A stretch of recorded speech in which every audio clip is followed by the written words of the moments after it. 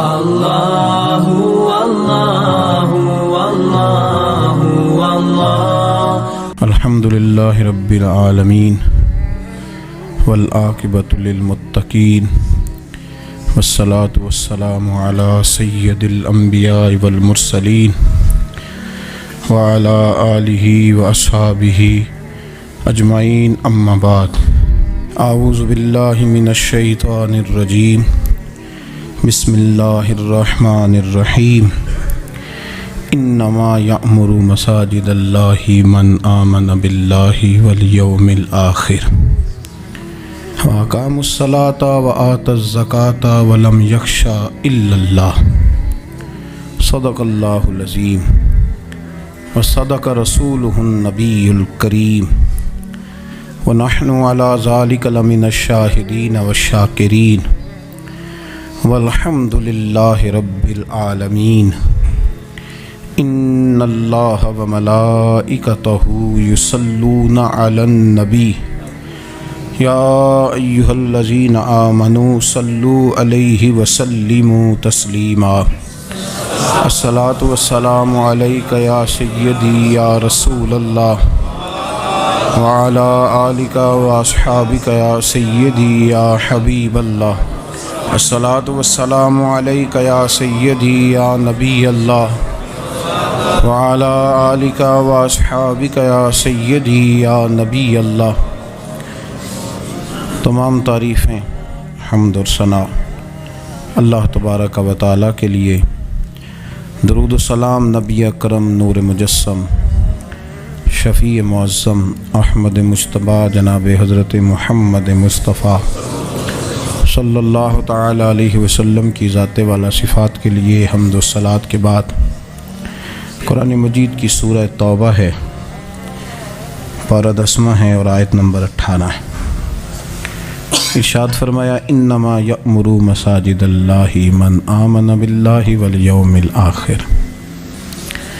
فرمایا اللہ کی مسجدوں کو وہی لوگ آباد کرتے ہیں جو اللہ اور آخرت پر ایمان لاتے ہیں۔ پھر فرمایا وَأَقَامَ الصَّلَاةَ وَآتَ الزَّكَاةَ، جو نماز قائم کرتے ہیں اور زکوٰۃ ادا کرتے ہیں۔ وَلَمْ يَخْشَ إِلَّا اللَّهُ، اور سوائے اللہ کے کسی سے ڈرتے نہیں۔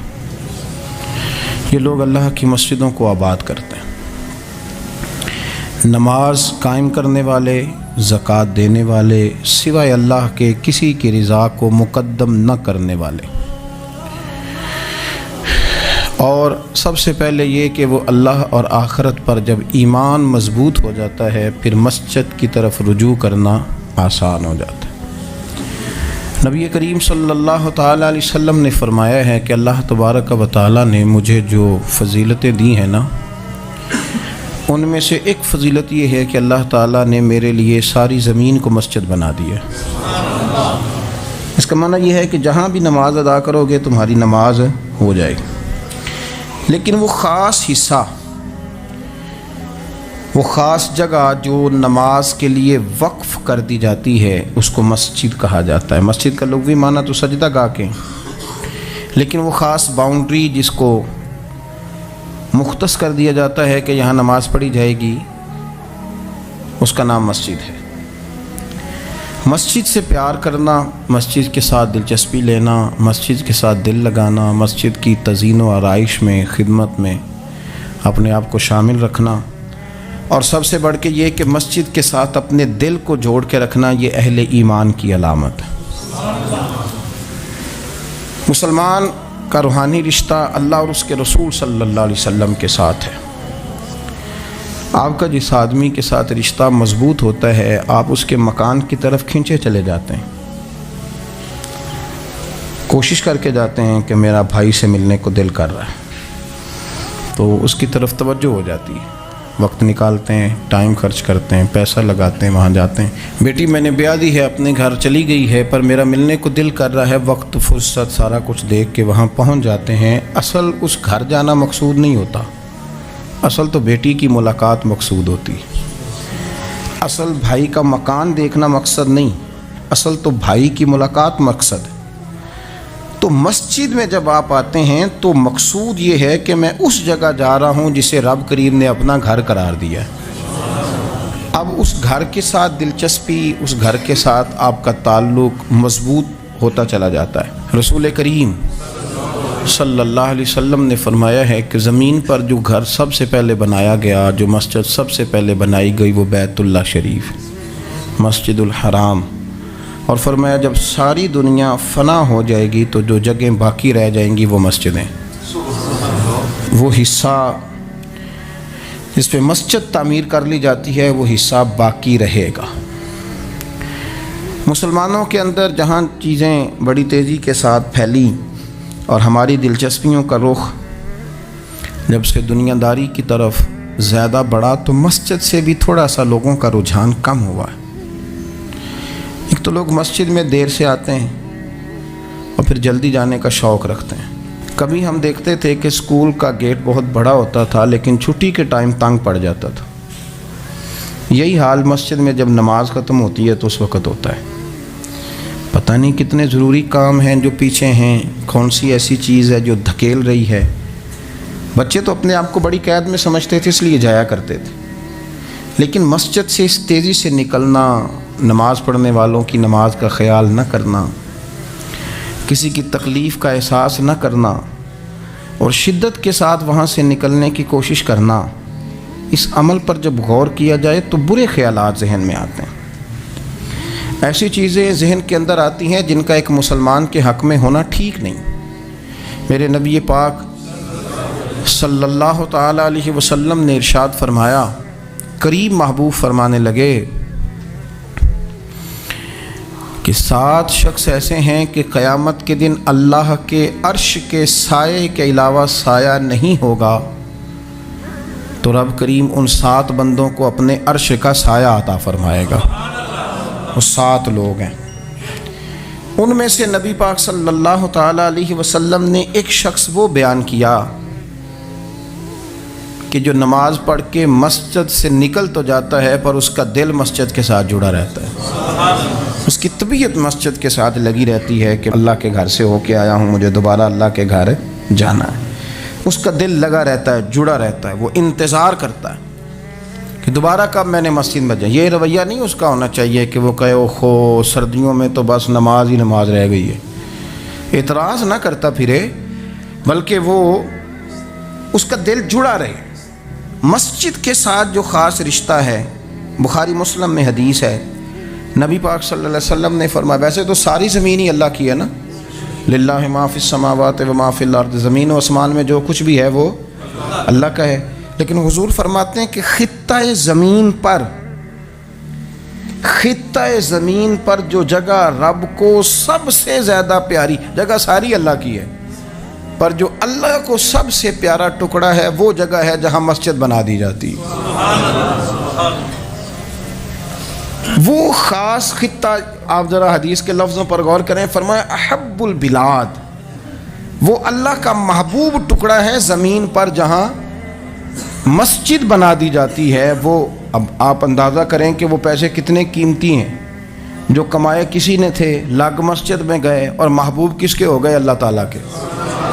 یعنی میرے تیرے کمائے ہوئے پیسے اللہ کے محبوب پیسے تب بنیں گے جب اللہ کے گھر میں خرچ ہو جائیں گے، تعمیر مسجد پر، تشکیل پر۔ فرمایا یہ سب سے زیادہ اللہ کو، اور سید عالم صلی اللہ تعالی علیہ وآلہ وسلم نے ارشاد فرمایا کہ اللہ تبارک و تعالیٰ کو زمین پر، زمین ساری ہی اللہ کی ہے، لیکن اللہ تبارک و تعالیٰ کی زمین پر جو جگہ اللہ کو ناپسند ہے وہ جگہ ہے جہاں بازار بنا دیا جاتا ہے، جہاں مارکیٹیں بنتی ہیں، جہاں لوگوں کے ساتھ ظلم ہوتا ہے، دھوکے ہوتے ہیں، جھوٹ بولا جاتا ہے۔ یہ بخاری مسلم کی حدیث۔ ناپسندیدہ زمین کا ٹکڑا وہ ہے جہاں بازار بنتا ہے، اور پسندیدہ ٹکڑا وہ ہے جہاں شوق کس بات کا زیادہ، میری مارکیٹ ہو کہ میرے نام کی مسجد ہو،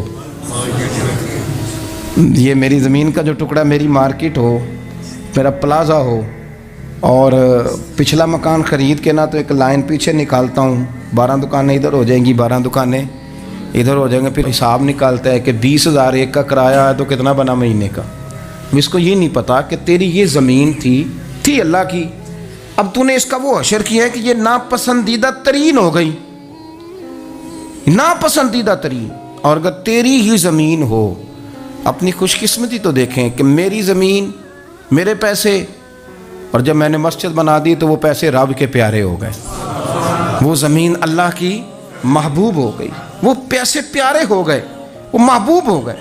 لیکن بڑا ہی مشکل کام ہے، مسجدوں میں اعلان ہوتا ہے کہ بل آ گیا ہے، کو مہربانی کرو، اور پھر پکے سچے حاجی، نمازی، نیک، صالح، پرہیزگار بندے بڑی مشکل سے جیب میں ہاتھ ڈالتے ہیں، اور جو باہر آتا ہے اس میں پورا 100 روپیہ نکل آتا ہے، پورا ہی 100، یعنی کہ، اور گننے میں آپ کو پتہ ہے 1 روپیہ کر کے گنے تو 5-7 منٹ تو 100 گننے میں لگ ہی جاتے ہیں، پھر وہ گننا پڑتا ہے۔ اور مسجد کی ٹوپیوں میں سے، مسجد کے گلوں میں سے اکثر وہ نوٹ نکلتے ہیں جو دکاندار لیتا ہی نہیں، وہ کہتے ہیں اللہ کو دے آتے ہیں جا کے۔ دیکھیں اپنا رویہ اس لحاظ سے درست کریں، اس لحاظ سے درست کریں کہ جس طرح میرے لیے اپنا گھر بنانا ضروری ہے نا، اسی لیے میرے لیے مسجد بنانا بھی اسی طرح ضروری ہے۔ جب حضور جتنا عرصہ تک مکہ شریف میں تشریف فرماتے تو زیادہ وقت مسجد الحرام میں گزارتے تھے، اور جب قریب محبوب صلی اللہ تعالیٰ علیہ وسلم، محبوب دو عالم علیہ السلام مدینہ طیبہ تشریف لے آئے تو حضور نے سب سے پہلے مسجد قباء کی تعمیر فرمائی۔ کوئی ایک حجرہ نہیں ابھی بنایا، ابھی یہ طے نہیں کیا کہ میں نے مدینے کے کس حصے میں اپنا مکان بنانا ہے، کہاں رکنا ہے۔ سب سے پہلے مسجد شریف کی تعمیر فرمائی اور بنفس نفیس فرمائی، وہ مسجد مکمل ہو گئی۔ سرکار کا قیام تھا جناب ابو ایوب انصاری کے گھر میں، تھوڑے سے فاصلے پر نظر پڑی تو ایک کھلا میدان موجود تھا، 2 یتیم بچوں کی زمین تھی، فرمایا یہ زمین مجھے دے دو، اس میں میں مسجد بناؤں گا۔ ان 2 یتیم بچوں نے عرض کی یا رسول اللہ صلی اللہ علیہ وسلم آپ رکھ لیں، مسجد بنا لیں۔ فرمایا یوں نہیں بھائی، پیسے دیں گے۔ اسلام یہ نہیں کرتا کہ بندے کی حیثیت سے زیادہ اس پر بوجھ ڈال دیا جائے، وہ یتیم بچے ہیں، ابھی ان کے پاس کوئی ایسے ذرائع نہیں ہیں مال کمانے کے، تو فرمایا تمہیں پیسے ملیں گے۔ اور حضرت ابوبکر صدیق رضی اللہ تعالیٰ عنہ اور حضرت عثمان غنی جیسے مالداروں کے ذمے لگایا گیا کہ انہیں رقم ادا کی جائے، وہ پیسے ان بچوں کو دیے، یہاں مسجد کی تعمیر شروع کی۔ اب چونکہ مسجد قباء بھی سرکار نے بنائی تھی تو ایسا نہیں فرمایا کہ اس کو چھوڑ دیا جائے، بلکہ صحیح حدیث کے لفظ ہیں کہ نبی کریم علیہ السلام ہر ہفتے یا گھوڑے پر بیٹھتے یا اونٹنی پر بیٹھتے یا پیدل سفر کرتے، اور ہر ہفتے فجر کی نماز پڑھ کے مسجد قباء تشریف لے جاتے۔ اس مسجد کی آباد کاری میں حضور دلچسپی لیتے، شوق تھا سرکار کو، اس کو آباد کرنے میں دلچسپی لیتے۔ اور پھر میرے محبوب کریم علیہ السلام نے اس مسجد کے آباد کرنے میں ایک اور فضیلت بیان کی، فرمایا جو بندہ گھر سے وضو کرے اور میری مسجد قباء میں آ کے 2 رکعت نفل پڑھے، اللہ کے رسول کا وعدہ ہے اللہ اسے پورے عمرے کا ثواب عطا فرمائے گا۔ آپ دیکھ لیں مدینہ شریف میں جس طرح مسجد نبوی شریف ہر وقت کھلی رہتی ہے، مسجد قباء بھی ہر وقت کھلی رہتی ہے، ہر وقت وہ مسجد موجود ہے، دن کو جائیں رات کو جائیں آپ کو وہاں نماز پڑھنے کے مواقع میسر ہیں۔ گویا حضور نے بنائی بھی ہے اور میرے نبی نے بسائی بھی ہے، اور وہ پوری طرح بسی ہوئی ہے، وہاں لوگوں کا آنا جانا ہے، وہاں ہر قسم کی خوشبو۔ یہاں حضور نے مسجد کی بنیاد رکھی، حجرہ کوئی نہیں ابھی بنایا، کسی زوجہ کے لیے رہنے کو کوئی جگہ نہیں بنائی۔ یہ اب شوق دیکھیں، مسجد کے ساتھ حضور کی دلچسپی دیکھیں کہ سرور کائنات صلی اللہ تعالیٰ علیہ وسلم نے مسجد نبوی شریف کی بنیاد رکھی، مسجد کے لیے حضور نے خود بنفس نفیس تعمیر میں حصہ لیا، حضور پتھر اٹھا کے لاتے، مسجد کی تعمیر میں کام کرتے۔ حضرت سیدنا ابو ہریرہ رضی اللہ تعالیٰ عنہ فرماتے ہیں ہم ایک اینٹ اٹھا کے لاتے تھے تو حضرت عمار بن یاسر رضی اللہ تعالیٰ عنہ 2 اینٹیں اٹھاتے تھے، تو جب وہ اینٹیں اٹھا کے لا رہے تھے تو ان کے کپڑوں کو کچھ مٹی لگ گئی، تو جس طرح انسان کسی بچے کو شاباش نہیں دیتا اور کبھی کسی بچے کو مٹی لگ جائے تو اس کے کپڑے نہیں جھاڑتا، سرور کائنات صلی اللہ تعالیٰ علیہ وآلہ وسلم نے جب دیکھا، یہ بخاری کے لفظ ہیں، سید عالم علیہ السلام نے جب دیکھا کہ حضرت عمار بن یاسر کے کپڑوں کو مٹی لگ گئی ہے تو حضور صلی اللہ علیہ وسلم قریب گئے، اور صحابہ فرماتے قربان جائیں حضور نے اپنے دست مبارک سے ان کے کپڑوں کی مٹی جھاڑنی شروع کر دی۔ گویا مسجد بنانے والے مزدور کے ساتھ نبی پاک علیہ السلام کی اتنی دلچسپی ہے کہ اگر اس کے کپڑوں کو مٹی لگ جائے تو حضور اپنے ید اللہ والے ہاتھوں سے وہ مٹی صاف فرماتے ہیں۔ ہمارے ہاں اول تو ہمارا مزاج نہیں مسجد کی طرف توجہ دینے کا۔ اگر کوئی 2-4 بندے مسجد کی کمیٹی میں کبھی زبردستی الجھ جائیں، ان کو الجھا ہی لیا جائے، تو سب سے پہلا فتویٰ یہ لگتا ہے کہ یہ بندہ خزانچی ہے، مسجد کو کھا گیا۔ سب سے پہلا فتویٰ اس کو یہ لگتا ہے۔ اور اکثر آپ ناراض نہ ہوں، یہ باتیں وہ لوگ کرتے ہیں جو ایک دھیلا نہیں دیتے مسجد میں۔ ان کو بڑی فکر ہوتی ہے دوسروں کے پیسوں کی، ہاں جی، کہ اس نے پیسے دیے تھے تو یہ کھا گیا۔ مجھے بھی ایک دفعہ ایک جگہ میں گیا ہوا تھا تو ایک صاحب کہنے لگے جی اس مسجد میں بڑا فنڈ آیا پر فلانا بندہ کھا گیا ہے۔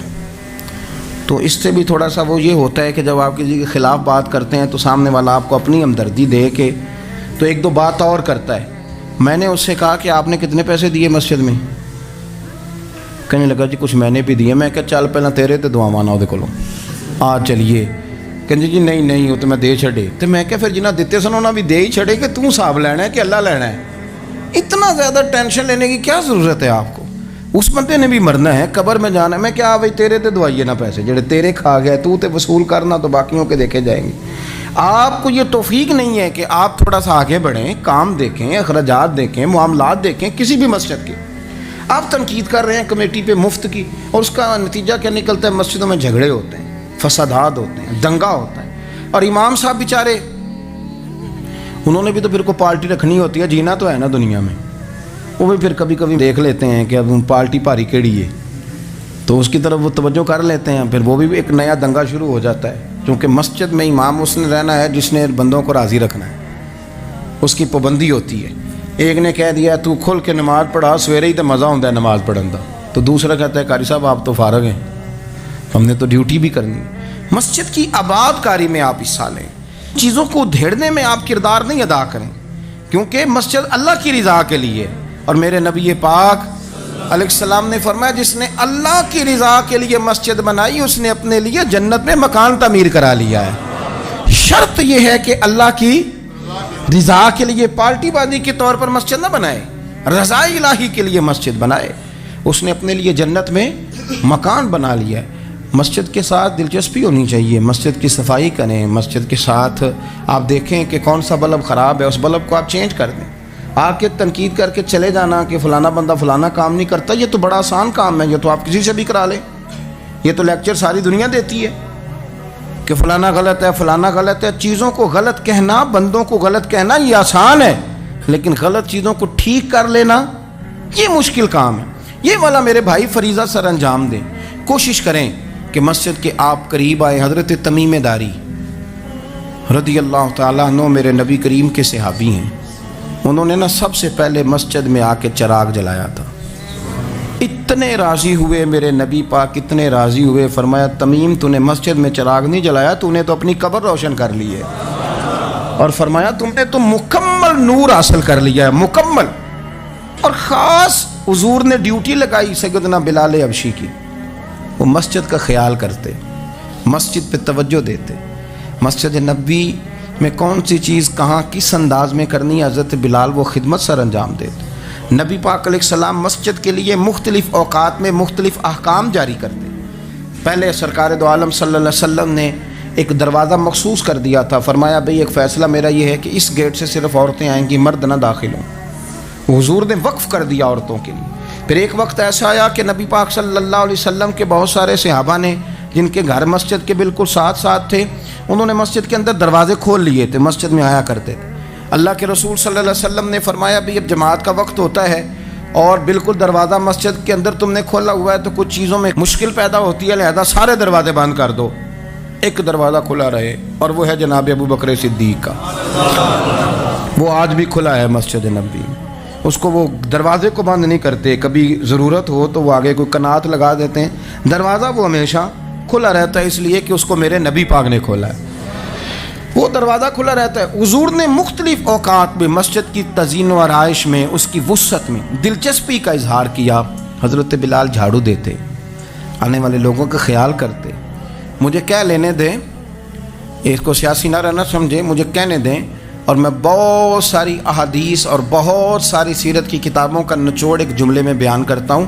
مسجد نبوی ایک پارلیمنٹ ہاؤس کا درجہ رکھتی تھی، اسی میں سارے فیصلے ہوتے تھے، اسی کے اندر کافروں کے ساتھ جو معاملات تھے وہ طے ہوتے تھے، اسی میں ہر چیز سیٹ ہوتی تھی مسجد کے اندر۔ ہماری سیاست ناپاک اس لیے ہوئی ہے کہ ہم نے مسجد سے باہر نکال دی۔ جب تک یہ مسجد کے اندر تھی وضو کر کے لوگ بیٹھتے تھے، قرآن پاک کی آیات بیان کر کے اپنا موقف بیان کرتے، بڑا صاف ستھرا نظام چلتا تھا۔ امیر المومنین کا پارلیمنٹ ہاؤس مسجد ہوتی تھی، وہ مسجد میں بیٹھ کے سارے کام کرتے تھے اور مسجد کے پاکیزہ ماحول کے اندر سارے کام مکمل کیے جاتے تھے۔ حضرت سیدنا بلال حبشی کی ڈیوٹی تھی، جن لوگوں نے مسجدیں بنائی ہوتی ہیں ان کو مسجدوں سے پیار بھی بڑا ہی ہوتا ہے، اور میں اکثر آئمہ مساجد کو میں نے دیکھا ہے، امام صاحب نہ بیچارے پہلے انہوں نے بندہ تلاش کرنا ہوتا ہے جو ان کی جگہ پہ نماز پڑھائے، پھر انہوں نے کہیں جانے کا وعدہ کرنا ہوتا ہے، پھر وہ 15 فون کرتے ہیں فلانے کے پاس چابیاں ہیں وہ لے کے جماعت کرا دینا، بڑا پیار کرتے ہیں مسجد سے بڑا، لیکن اس بیچارے کا ایک قدم بھی مسجد میں پکا نہیں ہوتا۔ سارے نمازی غلطی کر لیں بھول جائیں تو بچ جاتے ہیں، ان کو کوئی مسجد سے نہیں نکالتا، لیکن امام کبھی کسی موقع پر کسی بھی جگہ وہ 2-4 جگہ پہ چھٹی کر لے، کوئی غلطی کر لے تو فارغ ہو جاتا ہے، حالانکہ سب سے زیادہ دلچسپی اس کی ہوتی ہے مسجد کے ساتھ۔ ہم مسجد کی آباد کاری میں جب ذوق پیدا کریں گے، نبی پاک صلی اللہ علیہ وسلم جب سفر پہ جاتے تھے تو سب سے آخر میں مسجد نبوی شریف میں آتے، نماز پڑھتے، اور جب سفر سے واپس آتے تو سب سے پہلے مسجد میں آتے، نماز ادا کرتے۔ حضرت بلال حبشی مسجد کی خدمت کرتے تھے، پھر حضور کے وصال کے بعد وہ ملک شام تشریف لے گئے،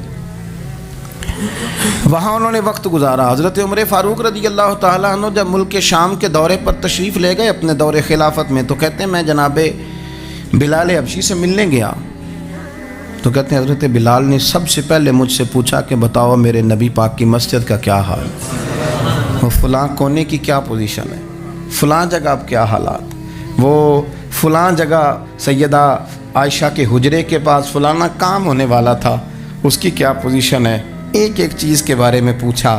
کیا خوبصورت فرمان ہے حضرت عبداللہ ابن مسعود کا، آپ فرمایا کرتے اللہ کا کوئی بندہ جب مسجد میں کسی مخصوص جگہ نماز پڑھتا ہے نا، تو جب وہ کچھ دن نہیں آتا تو مسجد اس کا انتظار کرتی ہے، مسجد اسے ڈھونڈتی ہے، مسجد پوچھتی ہے وہ کدھر گیا، قربان جاؤں۔ فرمایا اگر وہ بندہ انتقال کر جائے، وہ دنیا چھوڑ جائے، تو مسجد کی وہ صف روتی ہے، وہ اسے ڈھونڈتی ہے، وہ اس کو تلاش کرتی ہے، وہ اس کے لیے آنسو بہاتی، اللہ کے حضور التجا کرتی ہے کہ یا اللہ وہ یہاں رہا کرتا تھا، وہ یہاں نماز پڑھتا تھا، وہ یہاں آیا کرتا تھا، مسجد اس کے لیے روتی ہے۔ اللہ کرے آپ سمجھے میری بات، کسی کو بیٹے رو رہے ہیں، کسی کو بیٹیاں رو رہی ہیں، کسی کو وہ لوگ رو رہے ہیں جن کی ضرورتیں پوری کرتا تھا، اور یہ جو مسجد سے پیار کرنے والا تھا، مسجد کا نمازی، اس کے لیے مسجد کی صف، مسجد کا مصلی آنسو بہاتا ہے، اے مالک وہ کہاں گیا جو یہاں نماز پڑھتا تھا، مجھے بتلاؤ۔ جس کو مسجد یاد کر کے روئے گی، پھر اس کی قبر پہ اللہ کتنی رحمتوں کا نزول فرمائے، پھر اس کے اوپر کس قدر کرم کی برکھا برسے، اسے کس قدر نوازا جائے گا جس کے لیے مسجد روئے گی، مسجد کا یہ اعزاز ہوگا جس کے لیے۔ ایک صحابی نے عرض کیا تھا کہ یا رسول اللہ صلی اللہ علیہ وسلم میں نابینا ہوں، مجھے نظر نہیں آتا، اجازت ہے گھر میں نماز پڑھ لوں؟ تو میرے کریم علیہ السلام نے فرمایا تیرے کانوں میں اذان کی آواز جاتی ہے؟ حضور جاتی ہے۔ فرمایا پھر گھر نہ پڑھ، پھر مسجد آ کے پڑھ، پھر تو مسجد میں آیا کر، تو نماز پڑھا کر، تیرے کانوں میں آواز جاتی، لہذا تو مسجد میں آیا کر، یہاں آ کے نماز پڑھا کر۔ بہت سارے لوگ ہیں عدم دلچسپی، ہاں گھر میں بھی نماز پڑھنی چاہیے، مشکات میں حدیث ہے، نبی پاک علیہ السلام نے فرمایا اپنے گھروں میں مسجدیں بناؤ، یعنی ایک جگہ مخصوص کرو ہاں جہاں صرف نماز پڑھی جائے گی۔ فرمایا اپنے گھر میں مسجد بناؤ اور کچھ حصہ نماز کا گھر میں بھی پڑھا کرو، کچھ نوافل، کچھ سنتیں، کچھ حصہ گھر میں بھی نماز کا پڑھا کرو۔ فرمایا اپنے گھر کو قبرستان نہ بناؤ، اس کا مطلب ہے جس گھر کے اندر نماز نہ پڑھی جائے بالکل، اس گھر میں سارے زندے لوگ بھی رہتے ہوں تو گھر قبرستان ہے۔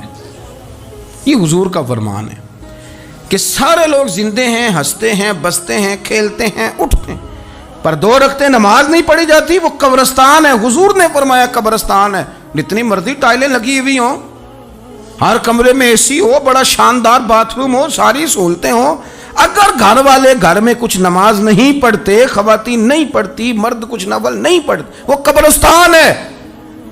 اور جس گھر میں کوئی اٹھ کے سویرے تہجد کا وضو کرتا ہے, وہ مردوں کا گھر نہیں, وہ تو زندوں کا گھر ہے. بچوں کو تکلیف تو ہوتی ہے جب سویرے بوڑھے اٹھ کے تہجد کا وضو کرتے ہیں, کیونکہ ان کے سونے کا ٹائم ہی وہ ہوتا ہے جب بابے اٹھ جاتے ہیں. بابا جی سویرے اٹھ کے وضو کر رہے ہوتے ہیں تو بچہ تنگ ہوتا ہے. دیکھو جی مطلب چونکہ اس نے تو سونا ہی اس وقت ہے جب دنیا کے جاگنے کا وقت ہے, لیکن اس کو پتہ نہیں کہ تیرے گھر میں کوئی تہجد کا وضو کرتا ہے تو رب راضی کتنا ہوتا ہے. ہو سکتا ہے تیری بھی بڑی خطائیں اس کی وجہ سے معاف ہو جاتی ہیں. اس کا بوڑھا باپ, اس کا دادا, اس کا نانا سویرے اٹھ کے نماز پڑھنے لگا. ہم کیوں نہیں اس بات کو سمجھتے کہ مسجد کے ساتھ ہماری دلچسپی, اللہ کے گھر کے ساتھ ہمارا تعلق. میرے نبی کریم صلی اللہ تعالی علیہ وسلم نے فرمایا, میں نے جنت کے اندر دیکھا کہ کس عمل کا ثواب زیادہ ہے, تو فرمایا میں نے سب سے زیادہ اجر والے جو اعمال دیکھے ان میں ایک عمل یہ ہے کہ جو بندہ مسجد کی صفائی کر کے کچھ کوڑا مسجد سے باہر نکال دے گا, رب کریم اسے جنت میں بڑا درجہ عطا فرما دے گا. لیکن یہ تو کام کرے گا کوئی غریب آدمی, ناراض نہ ہونا. مسجد میں جھاڑو دے گا کوئی. میں نے اپنے لاہور والے سارے پیر بھائیوں کو بلایا تھا کچھ دن ہوئے, میں نے ان کو نصیحت کی تھی کہ آپ اپنے علاقے کی مسجد کی صفائی کیا کریں, اور ساتھ میں نے انہیں کہا تھا کہ یہ میرا اپنے حکم سمجھنا ہے کہ مسجد کے انتظامی معاملات میں مداخلت نہیں کرنی. اپنی مسجد محلے کی میں جائیں اور جا کے جھاڑو دیں. بابا فرید صاحب رحمۃ اللہ علیہ فرمایا کرتے تھے, جو چاہتا ہے اس کے دل کو سکون ملے تو وہ اللہ کے گھر میں جھاڑو دیا کرے. اور خود اپنے آپ سے کہا کرتے تھے, اٹھ فریدہ ستیا جھاڑو دے مسجد, تو ستیں رب جاگدا تیری ڈاڈے نال پرید. مسجد کی صفائی کر. لیکن یہ بھی غریبوں کے حصے میں آیا. امیر بندہ تو 50,000 روپیہ دیتا ہے مسجد میں, کہتا ہے واکر خرید لو. پھر اس کے بعد قاری صاحب سے آ کے کہتا ہے کہ تو واکر لے کے دیتا سی, صفائی کیوں نہیں کراندے. تو اگر کوئی غریب آدمی ذرا ڈرتے ڈرتے لقمہ دیتا ہے تگڑے بندے کو, ڈرتے ڈرتے وہ اسے کہہ ہی دے نا کبھی کہ قاری صاحب کو صفائی نہیں کرائی دی, تو پھر امیروں کے پاس ایک اور بھی جملہ ہے. وہ کہتے ہیں کہڑا آپ کرنی بالا کو نہیں کرانی, تو میں کہ تسی اپنے بالا کو کرا لو, لیاؤ بالا نال. وہ نہیں کرتے صفائی. اگر آپ کے بچے آپ کے کہنے پہ صفائی نہیں مسجد کی کرتے تو قاری صاحب کے کہنے میں کب صفائی کریں گے. قاری صاحب کے پاس بھی بچوں کی اماں آ جاتی ہے, وہ آ کے کہتے ہیں مولوی تو 8,000 کا ہے اور میرا بچہ 1.5 کروڑ کا ہے, میرے سے پیسے لے کے صفائی والا بندہ رکھ لے, میرا بچے نے اسکول جانا ہوتا ہے, سبق سنانے آتا ہے کہ صفائیاں کرنے آتا ہے. کہاں ہیں وہ لوگ گئے جو توجہ کے ساتھ مسجد سے پیار کرتے تھے, جن کا ذوق ہوتا تھا, جن کو شوق تھا کہ وہ مسجد کے ساتھ اپنی دلچسپیوں کو برقرار رکھیں گے اور دور سے چل چل کے مسجد کے قریب آئیں گے. طبیعت ہی نہیں, دل ہی نہیں. وہ بندہ جس نے 50,000 روپیہ دیا وہ جھاڑو کو ہاتھ لگائے, توبہ توبہ توبہ تو وہ کوئی کام کر لے, ہو ہی نہیں سکتا, سوال ہی نہیں پیدا ہوتا. وہ تو آ کے کہے گا, جاتی دفعہ کہہ جائے گا کہ وہ ذرا فلانی جگہ کو بھی صاف کرا دے, وہاں بڑا برا حال تھا. تو بھئی یہ تو اللہ کا گھر ہے. تو جس طرح اللہ سب کا رب ہے اسی طرح مسجد بھی سب کی سانجھی ہے کہ نہیں. تو وہ تھوڑی سی نیکی آپ کر لیں, وہ جھاڑو پڑا ہے, کام کریں اپنے علاقے کی مسجد کی خوبصورتی میں, تزئین و آرائش میں, اور کوشش کریں تھوڑا چل کے وقت پہ مسجد میں جائیں, ذوق بنائیں. ایک قبیلہ تھا مسجد نبوی شریف سے تھوڑا دور رہتے تھے وہ لوگ. تو نبی کریم صلی اللہ تعالیٰ علیہ وسلم کی مسجد کے دائیں بائیں نا کچھ مکانات خالی ہوئے, تو مالکوں نے یہ کہا کہ ہم یہ مکانات بیچیں گے. ان کو دور سے آنا پڑتا تھا, تو انہوں نے ارادہ کیا کہ یہ قریب کے جو مکانات ہیں یہ ہم خرید لیتے ہیں. نبی کریم صلی اللہ تعالیٰ علیہ وسلم کو خبر ملی کہ بنو سلیم قبیلے کے وہ لوگ یہ مکان خرید رہے ہیں تاکہ ہمیں مسجد کا قرب نصیب ہو جائے. دور سے چل کے آنا پڑتا ہے, وہ قریب آ جائیں گے تو ذرا مسجد میں حاضری ہماری آسان ہو جائے گی. حضور نے انہیں بلا لیا, فرمایا تم مکان خریدو تمہاری مرضی, نہ خریدو تمہاری مرضی, پر ایک بات سن لو, تم جتنے قدم چل کے آتے ہو نا, رب کے فرشتے تمہارے قدم لکھ لیتے ہیں, تمہارے قدم لکھے جاتے ہیں. تمہارے قدم 2 دفعہ حضور نے فرمایا, حدیث میں موجود ہے, 2 دفعہ تمہارے قدم لکھے جاتے ہیں. وہ لوگ بڑے مشتاق تھے اللہ کے بارگاہ سے اجر کے آنکھیں گول. حضور فرشتے ہمارے قدم لکھتے ہیں, رب کو دکھاتے ہیں کہ اتنے قدم چل, ہاں تمہارے قدم لکھے جاتے ہیں. کہا یا رسول اللہ ہم نے نہیں قریب آنا, ہم دور ہی ٹھیک ہیں. ہم چاہتے ہیں ہمارے زیادہ قدم لکھے جائیں، زیادہ قدم، ہم دور سے چل کے آیا کریں گے۔ شعر یاد آ گیا ہے کسی درویش کا، اس نے کہا تھا کہ گو سنا تھا آستانہ یار دور ہے، پر ہم نے بھی ٹھان لی تھی کہ جانا ضرور ہے۔ رسول کریم صلی اللہ تعالیٰ علیہ وسلم کے غلاموں نے مسجدیں بنائیں، مسجدوں کے ساتھ دلچسپی کا رویہ رکھا، مسجد کے ساتھ ان کی وابستگی بڑی مضبوط رہی۔ میں نا مسجد نبوی شریف میں بیٹھا تھا تو بہت زیادہ شہرت بھی کئی دفعہ بہت سارے مسائل کو بھی جنم دیتی ہے،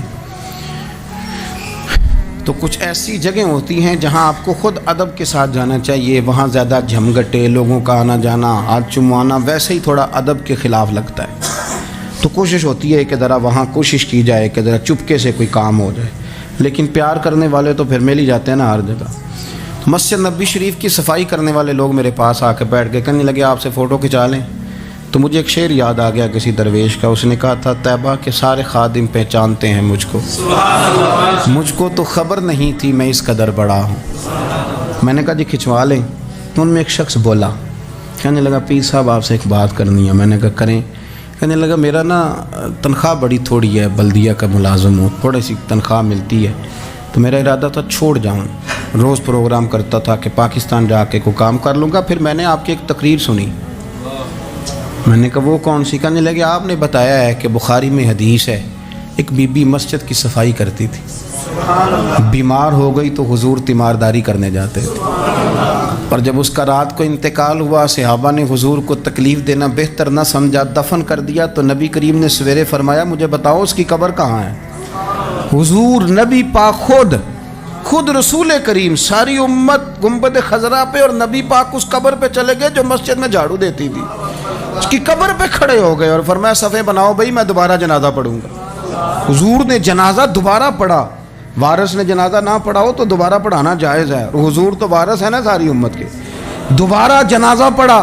کہنے لگے وہ میں نے آپ کی زبان سے کہیں وہ روایت سن لی تھی، تو 3 بجے ہوئے تھے رات کے پاکستان میں، سارے سو رہے تھے، پر میں نے گھر فون کیا، میں نے کبھی تنخواہ جنی جی انہیں چی گزارا کرنا جی، میں تو بڑے کام لگا ہوں سرکار کی بارگاہ میں، یہاں مسجد کی صفائی کرتا ہوں، میری تو بڑی شان بنے گی اگر رسول کریم اس بی بی کی قبر پہ تشریف لا کے مہربانی کرتے ہیں، تو مجھے امید ہے میرے اوپر بھی رحم فرمائیں گے۔